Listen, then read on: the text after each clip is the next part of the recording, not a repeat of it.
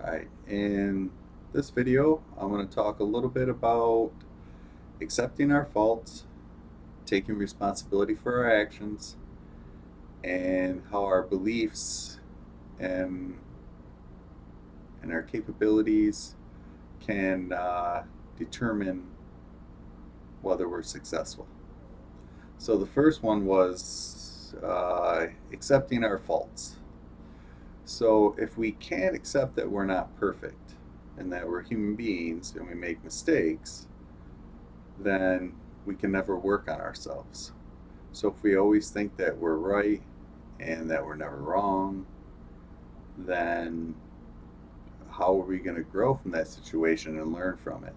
Because we don't believe that we were wrong. I'm sure all of you know somebody in your life that believes they're never wrong. I have a few of them in my life too. And it sucks because I feel like they're not growing. And to me, I feel like part of life is to grow. And if you're not growing, you're dying. So for me, I feel like it robs them of the opportunity for growth because they can't admit that they're wrong. We all want to be right. We all want to have all the answers. We all want to be smart. We all want to be better. But if we can't accept the fact that we're not perfect and we're humans, then how can we work on ourselves? And then there was a quote I heard a week or two ago, and I kind of liked it. That kind of brought some of this up, and I think it's because a lot of people are afraid of failure, me included. I used to be. I'm getting better at that, but I feel like a lot of people think failure is the opposite of success, and this person said no, it's part of it. So I was like, wow, I never really thought of it like that. Failure is a part of success because you have to learn from your failures to become successful. So I thought that was really cool. And then the second thing was taking responsibility for your actions. If you blame other people, uh, you you blame the circumstances of your life, your family members, your parents, the government, your boss, your teachers, just anybody. Instead of like when I went to CMU, Central Michigan University, I got kicked out because I partied too much. I drank a little bit too much. I can blame everybody for calling me and trying to get me to go out and partying with them, which I did. Or I can sit there and say, you know what? I'm the one that went out there and I didn't have to go to the bar every time they called me, but I made that decision too. So I used to use that as an excuse, but then finally I said, you know what? I'm the one that made these decisions to go out and party all the time. So now I had I went back to school a few years later and finally got my degree, but I also learned from that and started when people would call me to go out to the bar or they wanted me to do something, I would be like, nope, I got stuff I got to get done first.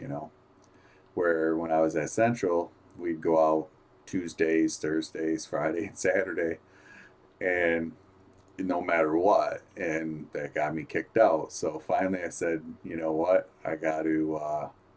If I want to go out, I have to get my stuff done first. And if I got a test on Thursday, I can't go out until Thursday, so I wouldn't go out at all anymore.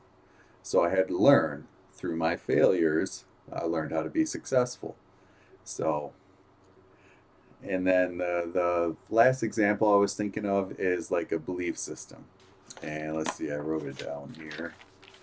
So, like I knew somebody that wanted to make more money, so I made a suggestion for them to go back to school, and they were like, I can't do it. I don't have time. I'm working too much. And I was like, well, there's a lady in my Toastmasters group that took one class a semester. It took her 8 years, but she got her bachelor's degree because she had to work full time and she had to do it. And this person was like, no, I don't have to. So I was like, okay, whatever. They didn't feel like doing it. So to me, I don't really like it when you say that I can't do something. Now again, I mean, it has to be within reason. Uh, I couldn't be a pro football player at 48. I'd get, pummeled. But, if I wanted to go back and get my master's degree, I could make the necessary arrangements and give it everything I had to go get it done.